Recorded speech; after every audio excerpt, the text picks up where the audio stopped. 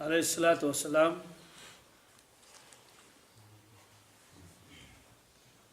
मुकम्मल आ चुकी थी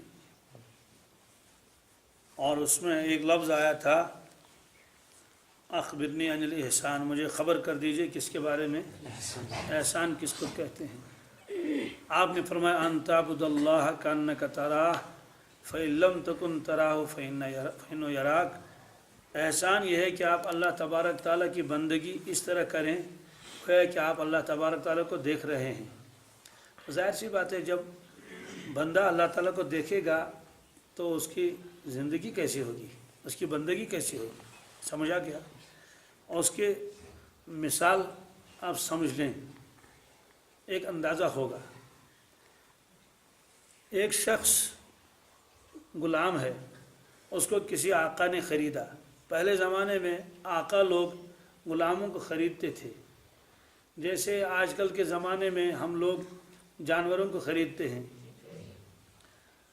जैसे किसी ने घोड़ा ख़रीदा, किसी ने ऊँट ख़रीद लिया और जानवर, ऐसे पहले ज़मानों में इंसानों को ख़रीदा जाता था। सवाल, इंसानों को कैसे ख़रीदा जाता था? वो ग़ुलाम होते थे। ये सिलसिला बहुत ज़माने तक चलता रहा। ये मेहरबानी है इस्लाम की जिसने ग़ुलामी को ख़त्म किया कि फ़लाँ गुनाह हो जाए तो कफ़ारे में ग़ुलाम आज़ाद कर लो। कुरान पाक में कई जगह है ये फ़तहरिर रक़बतिन मुमिना या फ़तहरिर रक़बा, ग़ुलाम को आज़ाद कर लो। इस तरह से ग़ुलाम आज़ाद होते गए। इन ग़ुलामों को अल्लाह ताला ने फिर दीन की बरकत से इतना ऊंचा मकाम दिया, ये ग़ुलाम तो शहंशाह बन गए। बाज़ मुल्कों के बादशाह भी बन गए, हत्ता कि हिंदुस्तान में भी ग़ुलामों ने हुकूमत की। उसको कहते हैं ख़ानदान ग़ुलामा, ख़ानदान जी तारीख़ में लिखा है। मुझे ग़ुलामों की तफसील इस वक्त नहीं बतानी है, न ये बताना है कि ग़ुलाम को किस किस मौके पर आज़ाद करने का हुक्म शरीयत ने दिया है। सिर्फ ये बताना है कि पहले ज़माने में ग़ुलाम होते थे, जो ख़रीदता था उन्हें उसे आका कहते थे। क्या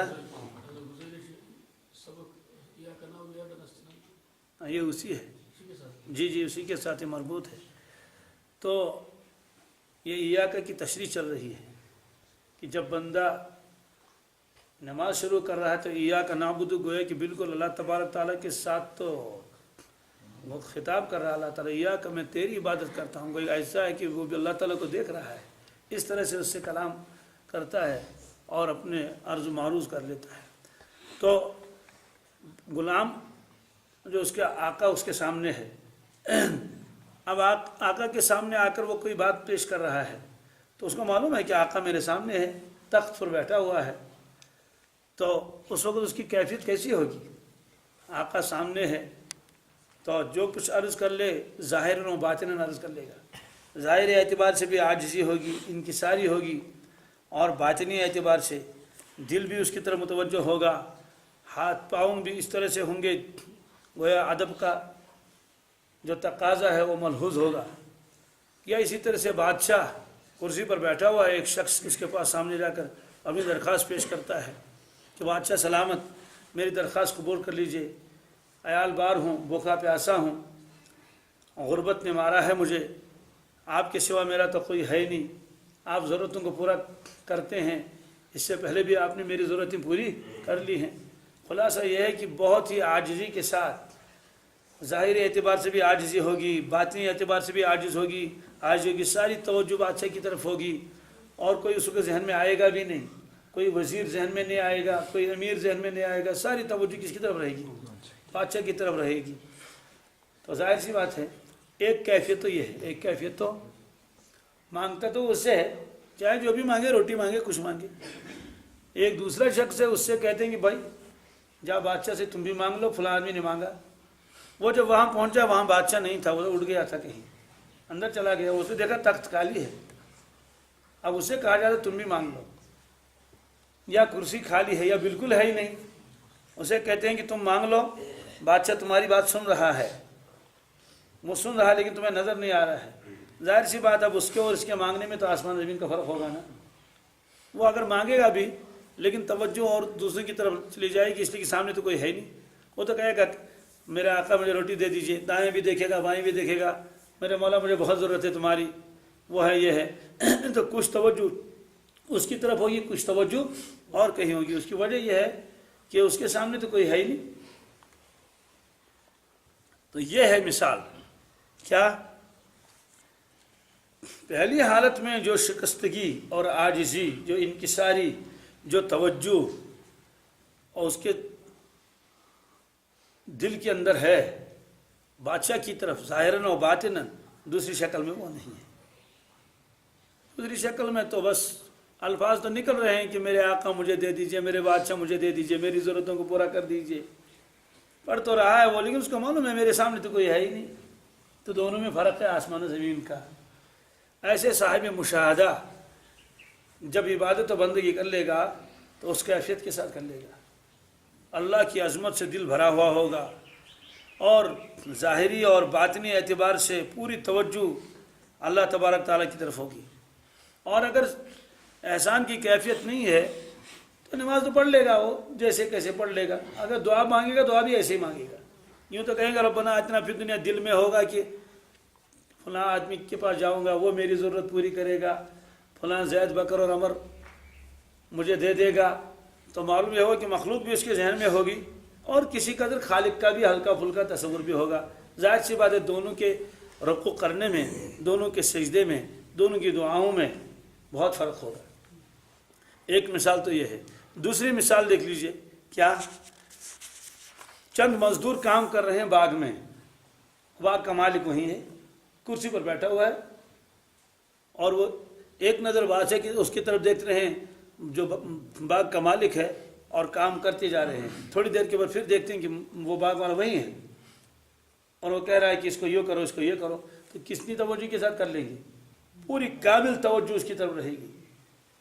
یہ تو ناراض ہو جائے گا، تم تو کام چور ہو، تم تو کچھ کرتے نہیں ہو، پوری توجہ کے ساتھ، اور اتنا گویا کہ زبردست وہ ہمدرد ہیں اس کے، اس طرح سے کام کر لیں گے۔ اور اگر دیکھا کہ وہ تو کر گیا ہے، وہ تو اب وہی مزدور ہیں، ان کے کام کرنے کا انداز بدل جائے گا۔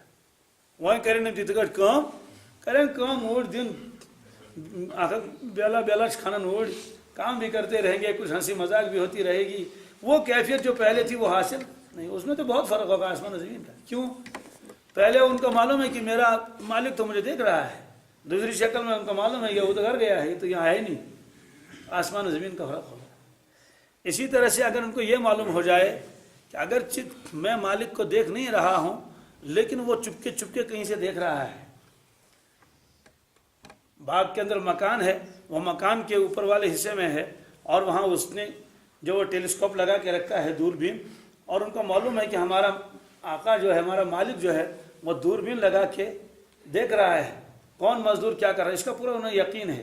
دوستو پھر بھی انہیں ڈر لگا رہے گا کہ ہمارا مالک تو اگرچہ یہاں نہیں ہے لیکن دوربین لگا کر کیا کر رہا ہے، بیٹھا ہوا تو اوپر مکان میں دوربین لگا کر دیکھ رہا ہے، تو تب بھی ان کے کام کرنے کا انداز دوسرا ہوگا۔ فرق یہی ہے کہ ایک شکل میں استحزار ہے، ایک شکل میں استحزار نہیں ہے۔ مطلب یہ تمہیں پتہ کہ سہ مالک یہ کہیں باغ وول، مگر چھ پتہ کہ ریل تلان تو تر فکر یہ ریل وچھو شامس بھائی، تو وہ تو فوراً پکڑ لے گا یہ کیا کیا تم نے، اتنا وقت ضائع کیا، یہ بھی کوئی کام ہے، ڈنگ کام اس طرح سے کام تم نے خراب کیا اور بہت کم کام کیا ہے تم نے، تو یہ استحزار ہے۔ ایک شکل میں استحزار نہیں ہے، کام کا انداز دوسرا ہے۔ دوسری شکل میں چلو مالک کو نہیں دیکھ رہا ہے لیکن اس کو یہ یقین ہے کہ مالک مجھے دیکھ رہا ہے اور بالکل دیکھ رہا ہے وہ مجھے، تب بھی کام کرنے کا ڈھنگ دوسرا انداز ہوگا۔ تو یہ ہے جب بندے کے اوپر غلبہ ہو اس چیز کا کہ اللہ تبارک تعالیٰ مجھے دیکھ رہے ہیں اور پورا یقین ہو 100%، تو اس کا طواف اسی انداز کا ہوگا، اس کا رکوع اور سجدہ اسی انداز کا ہوگا۔ صرف یہ یقین کرنا ہے، پورا یقین 100% کہ میری ہر حرکت کو اللہ تبارک تعالیٰ دیکھ رہا ہے۔ ہاتھ اٹھائے گا تو فوراً تصور میں آ گیا اب میں جو کچھ کہہ رہا ہوں وہ تو سن رہا ہے، اس پوری کیفیت کے ساتھ۔ تو دونوں آدمی میں کچھ فرق ہوگا نہیں ہوگا، آسمان و زمین کا فرق ہوگا۔ یہ صرف نماز کے بارے میں ہی نہیں ہے، لیکن شروعات تو ہو جائیں گے نماز سے۔ آپ دکاندار ہیں تو دکاندار ہے، ایک کو اللہ کا تصور بھی نہیں، اس لیے وہ جتنا دھوکہ دینا چاہے دھوکہ دے سکتا ہے، کس کو؟ گاہک کو۔ کم تولنا چاہے اس کی بھی گویا کہ اس کی پرواہ نہیں ہے، دودھ کے اندر پانی ملانا چاہے، ڈپلیکیٹ چیزیں بیچنا بیچ سکتا ہے، سب کام کر لے گا، اور جتنے بھی گناہ ہیں اس سے کر لے گا۔ دوسرے آدمی کے اندر اتنا تصور آ چکا ہے میرا اللہ مجھے دیکھ رہا ہے، وہ تو پکڑ کر لے گا مجھے، اور پکڑ نہ صحیح تو ایک شرم کی بات ہے کہ وہ تو مجھے دیکھ رہا ہے، وہ تو مجھے، اس لیے میں کیسے خیانت کر لوں، اس کی نافرمانی کر لوں۔ تو اس کی دکانداری کا انداز دوسرا ہوگا، اس کے چلنے کا انداز دوسرا ہوگا، قدم قدم پر اس کا یہ تصور ہے کہ میرا جو اللہ مجھے دیکھ رہا ہے۔ سوال ہے کہ یہ کیفیت کیسے حاصل ہو جائے گی؟ پہلے زمانے میں مشائخ اس کے لیے مشق کراتے تھے، کیا جی باقاعدہ مشق کراتے تھے۔ اب آج کل تو یہ تو گویا کہ ایک بس عقلی چیز رہ گئی ہے، بس کتابوں میں رہ گیا ہے، ورنہ ہر معاملے میں مشق کراتے تھے۔ کراٹی والے مشق کراتے نہیں کراتے، تم تش مشق کرنا ہوتا ہے کہ اس کا بدن کیا ہو جائے، مضبوط ہو جائے، حالانکہ دونوں کا بدن ایک جیسا ہے۔ اس طرح سے ہر چیز میں مشق کراتے تھے، اس کے لیے بھی مشق کراتے تھے، اللہ کے تصور کے لیے۔ کس کے لیے؟ کیا علم یعلم بان اللہ یرا، یہ قرآن پاک کی آیت ہے، علم یعلم بان اللہ یرا، کیا وہ نہیں جانتا ہے اس کا رب اس کو دیکھتا ہے؟ بس یہی ایک آیت ہے، بس اس کو سوچ رہے ہیں، علم یعلم بان اللہ یرا، علم یعلم بان اللہ یرا، کیا اس کو معلوم نہیں ہے کہ اس کا رب اس کو دیکھ رہا ہے؟ تو یہ مراقبہ اس کو دیتے تھے، یہ مراقبہ اس کو، اس کی کیفیت یہ ہوتی تھی کہ پھر اس کو اتنا استحضار رہتا تھا کہ میرا اللہ مجھے دیکھ رہا ہے، یہ کیفیت اس سے ہٹتی نہیں تھی۔ اس طرح سے اللہ تبارک تعالیٰ کا دھیان اس کے اندر آ جائے کامل، یہ مشق کراتے تھے مشائخ۔ اور بھی بہت اس طرح کی آیتیں جو قرآن پاک میں ہے، مثلا ما یکون من نجوا ثلاثۃ الا هو رابعهم، جہاں تین آپس میں سرگوشی کرتے ہوں چوتھا ان کا اللہ ہے، تو ہر وقت اس کا تصور ہے میرا پروردگار تو میرے ساتھ ہے، انما یا ربی، وہ مجھے دیکھ رہا ہے، قدرت والا ہے، پکڑ بھی کر سکے گا، سزا بھی دے سکتا ہے، اور اگر میں نے اس کی فرما برداری کی مجھے نوازے گا، قدم قدم پر یہ تصور ہے۔ تو یہ تصور اس کو تمام چیزوں سے بچاتا ہے، چوری سے بچاتا ہے، غلط کاموں سے بچاتا ہے، شراب سے بچاتا ہے، یہ تصور۔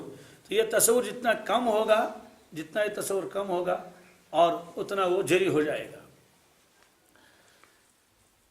ایک بزرگ ایک جگہ تھے، اس کے پاس جب مرید آتے تھے اور ان سے کہتے تھے کہ مجھے ہمیں بیعت کر لیجئے، حضرت فرماتے تھے میرے یہاں شرط ہے پہلی محبت۔ کیا کہ آپ کو کسی سے محبت ہے؟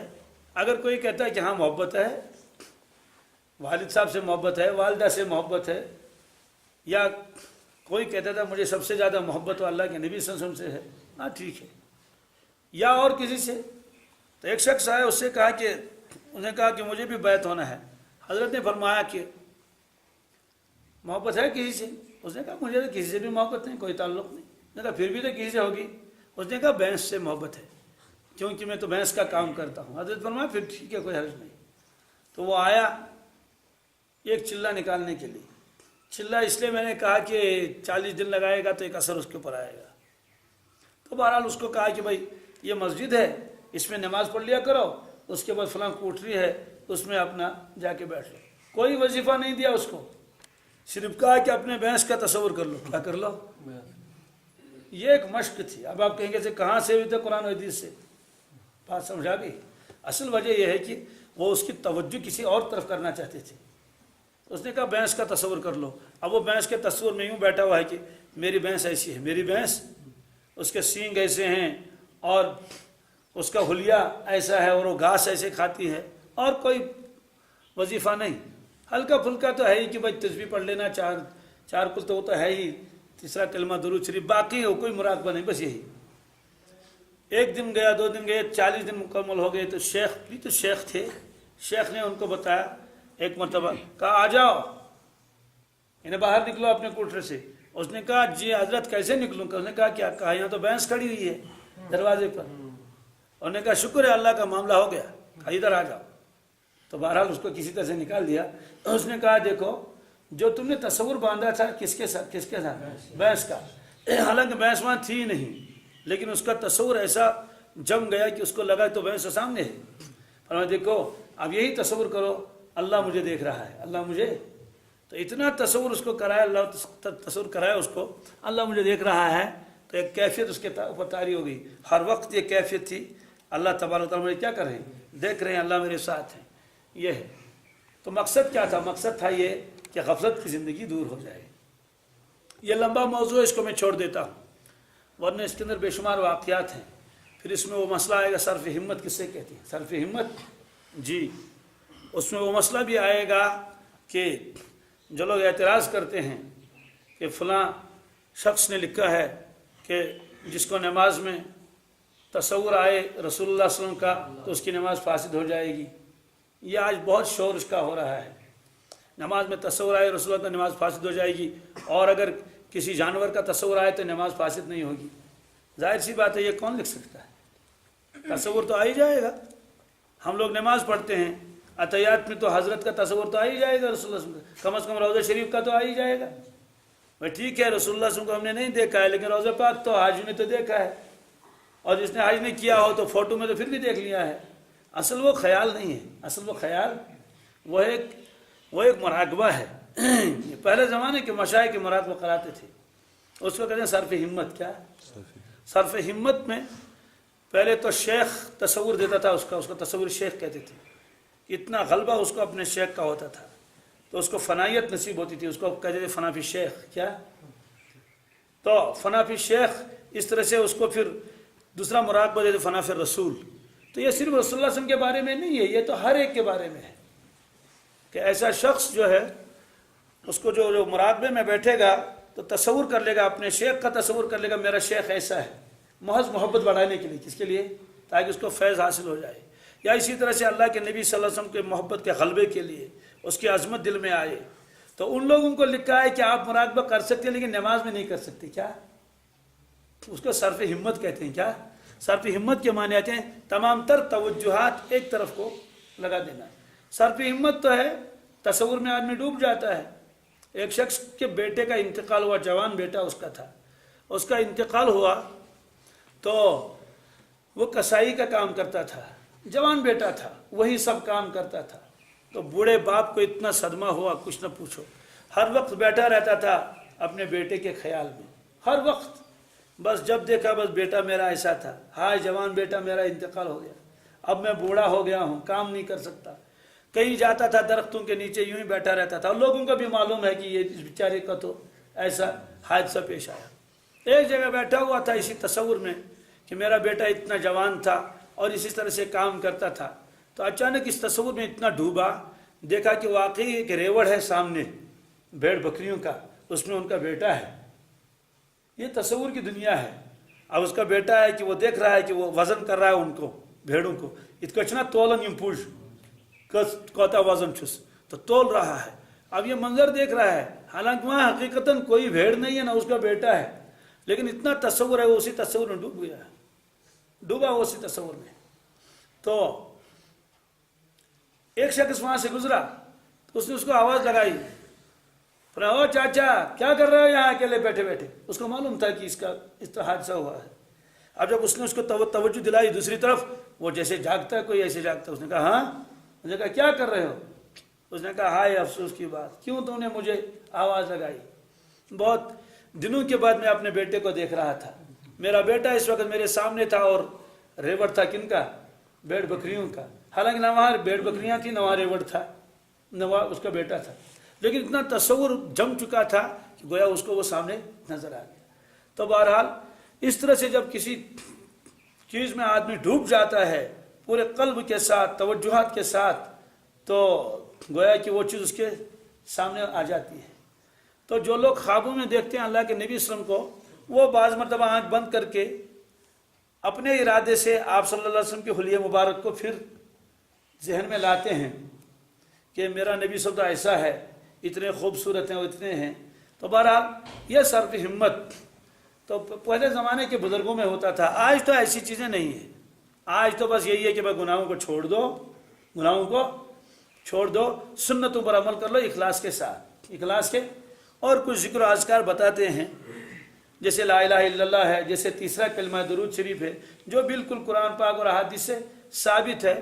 تو اس طرح سے گناہوں کو چھڑاتے ہیں اور سنت کی پابندی کر کر کے کسی نہ کسی درجے میں دل صاف ہو جاتا ہے، اللہ کے ساتھ ایک تعلق ہو جاتا ہے، گناہ چھوٹ جاتے ہیں۔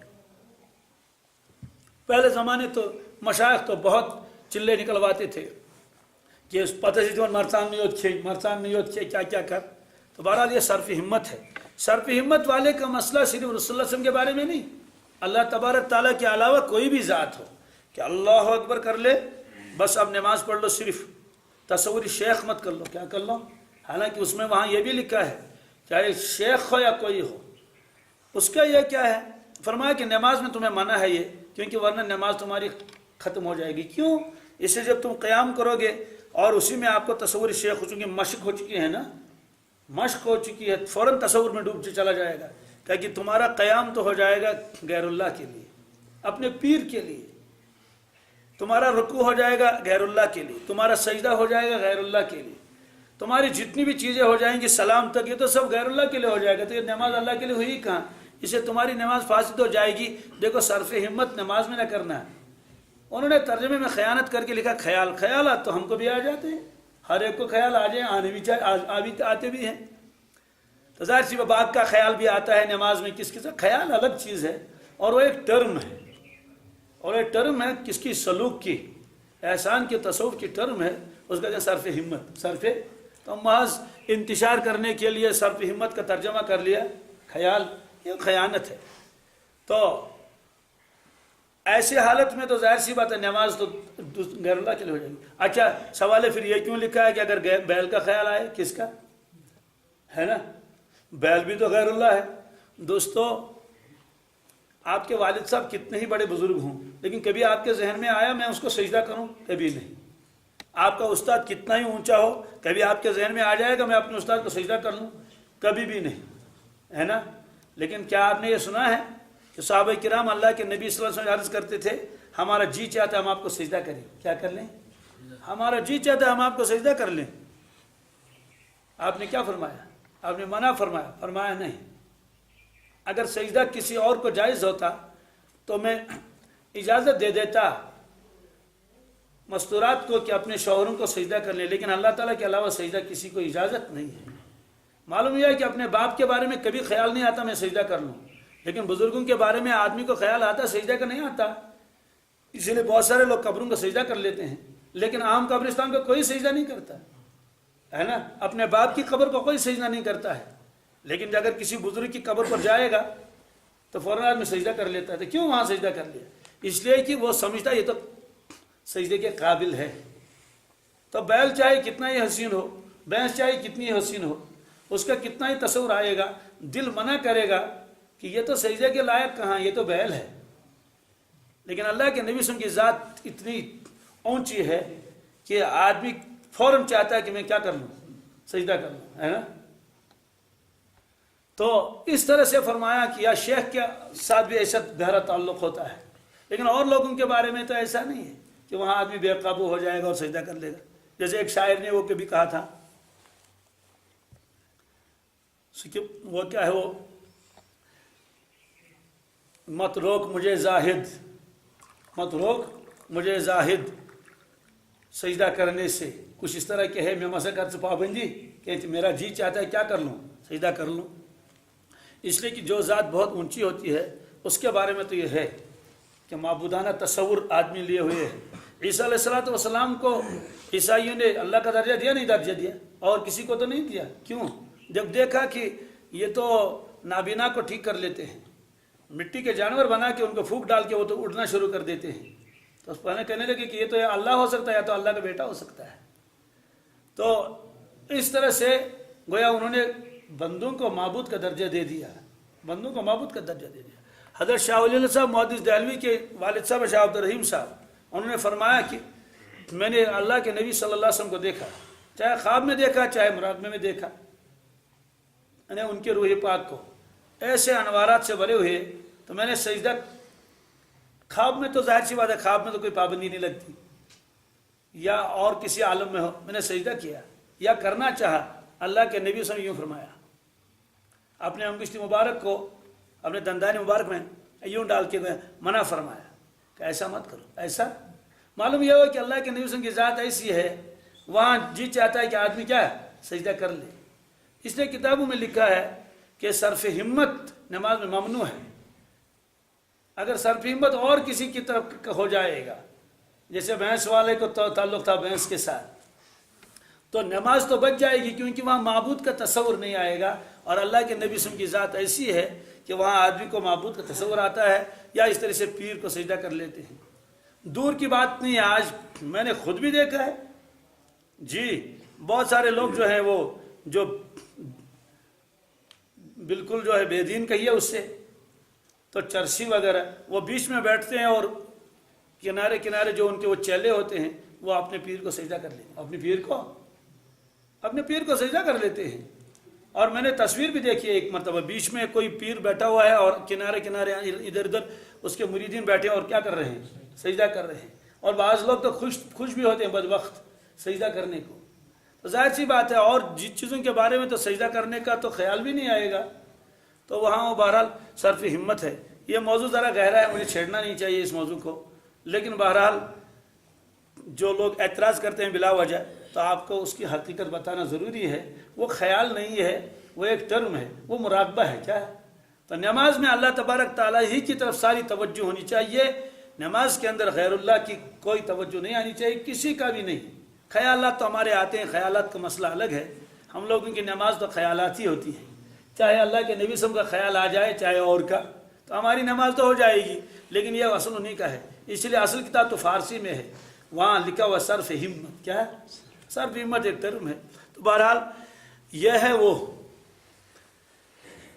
صفت احسان. کیا صفت احسان؟ یہی ہے کہ آدمی جو ہے اس تصور کے ساتھ، اس یقین کے ساتھ نماز پڑھ لے کہ میرا اللہ مجھے دیکھ رہا ہے. اسی کو حدیث میں فرمایا ان تعبد اللہ کانک تراہ، آپ اپنے رب کی ایسی بندگی کر لیں، عبادت کر لیں گویا کہ آپ اللہ تعالیٰ کو دیکھ رہے ہیں.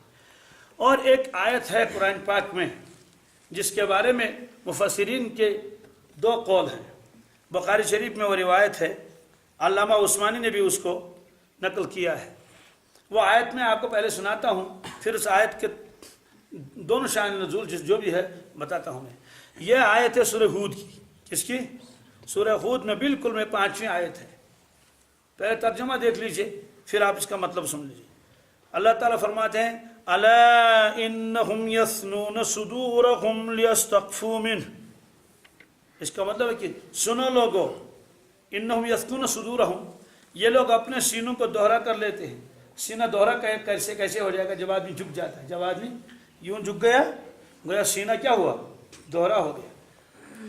لیستخفوا منہ، تاکہ چھپائیں اللہ سے. کیا؟ کس کو چھپائیں اللہ تعالیٰ سے، اس لیے اپنے آپ کو دوہرا کر لیتے ہیں. اب اللہ تعالیٰ فرماتے ہیں الا حین یستغشون ثیابہم، سنو لوگو سنو، حین یستغشون ثیابہم، جب وہ کپڑا اوڑھ لیتے ہیں. کیا اوڑھ لیتے ہیں؟ پیٹھے سادری پٹ. اللہ تعالیٰ فرماتے ہیں یعلم ما یسرون ما یعلنون، اللہ تعالیٰ تو تب بھی جانتا ہے جو کچھ وہ چھپاتے ہیں یا جس کو وہ ظاہر کرتے ہیں. کیوں؟ انہ علیم بذات الصدور، وہ تو دل کی باتوں کو بھی جانتا ہے. اس کا کیا مطلب ہے؟ اس کے دو مطلب ہیں. ایک مطلب اس کا یہ ہے کہ یہود جب آپس میں کوئی مشورہ کرتے تھے مسلمانوں کے خلاف اور رسول اللہ صلی اللہ علیہ وسلم کے خلاف، جب کوئی مشورہ کرتے تھے خفیہ، اگلے روز تو وہ معلوم ہو جاتا تھا اللہ کے نبی صلی اللہ علیہ وسلم کو، یا اسی دن، کیونکہ جبریل امین علیہ الصلوۃ والسلام آ کے ساری کاروائی بتاتے تھے کہ حضرت انہوں نے آج یہ مشورے کر لیے تو سارا معاملہ ہو گیا. قرآن پاک نازل بھی ہوتا تھا اس کے بارے میں، اللہ کے نبی صلی اللہ علیہ وسلم بھی فرماتے تھے ایسا ہو تم نے ارادہ کیا ہے. تو وہ لوگ پھر یہ کہتے تھے کہ جب ہم مشورہ کرتے ہیں خفیہ تو ہمارے پاس کوئی کھڑا رہتا ہے، کوئی جن ہے، کوئی دیو ہے، کون سی مخلوق ہے، وہ جا کے اطلاع کر دیتی ہے محمد رسول اللہ صلی اللہ علیہ وسلم. اس لیے ہمارا جو ہے راز نہیں رہتا ہے، تو فاش ہو جاتا ہے. اس لیے وہ کیا کرتے تھے؟ جب وہ مشورہ کرتے تھے تو وہ جھکتے تھے. کیا کرتے تھے؟ جھکتے تھے. دور نہیں بیٹھتے تھے. جھک گئے اور وہ دوسرا بھی جھک جاتا تھا، اپنے کان کو نیچے جھکاتا تھا. یہ اس کو بہت قریب لا کے یوں کرتے تھے اور اس سے اب خفیہ مشورہ کرتے تھے. دوسری بات یہ ہے کہ یہ کبھی کبھی کمبل ڈالتے تھے تاکہ جو یہاں کھڑا ہے اور نظر نہیں آ رہا ہے وہ ہماری باتیں سن نہ لے.